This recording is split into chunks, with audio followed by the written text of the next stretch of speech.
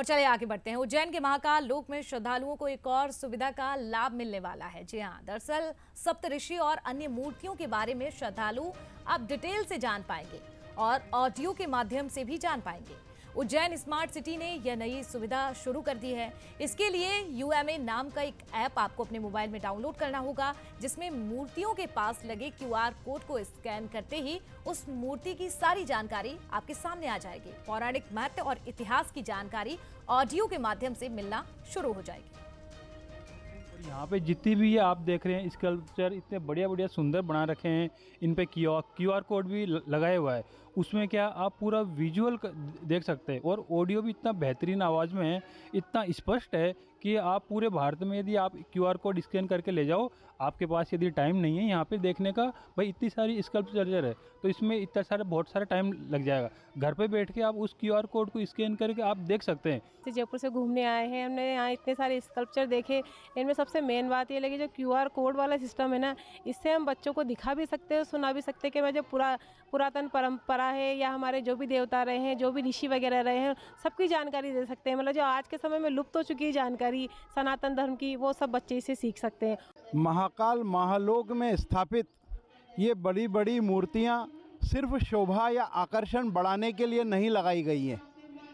दरअसल जो हमारा समृद्ध सनातन धर्म है, उसके अलग अलग जो पहलू हैं, उनसे आम जनता को रूबरू कराएं और लोग उसके बारे में आसानी से जान सकें। इसी उद्देश्य से महालोक में ये सब मूर्तियां लगाई गई थी। इसी के साथ साथ आप देख सकते हैं यहाँ पे QR कोड के साथ भी पूरी इन्फॉर्मेशन लगाई गई है, जिसके QR कोड के स्कैन करते ही लोगों को यहाँ की इस मूर्ति के बारे में क्या पुराना इतिहास है वो जानकारी मिल सके।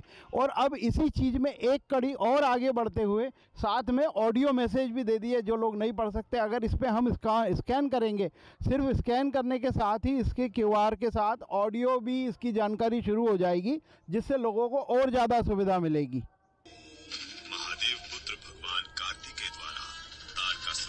करने के बाद उसके पुत्रों ने देवताओं से प्रतिशोध लेने का प्रण लिया। उसके 3 पुत्रों को संयुक्त रूप से त्रिपुरासुर कहा जाता था। उन्होंने ब्रह्मा जी को प्रसन्न कर वरदान के रूप में मांगा कि अत्यंत दुर्लभ स्थिति में एक असंभव रथ पर आरूढ़ होकर ही उन्हें मारा जा सके।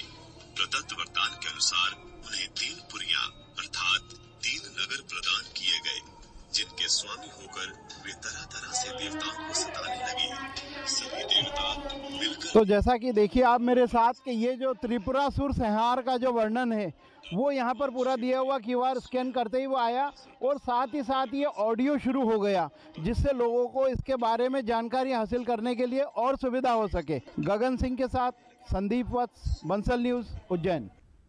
और इसी के साथ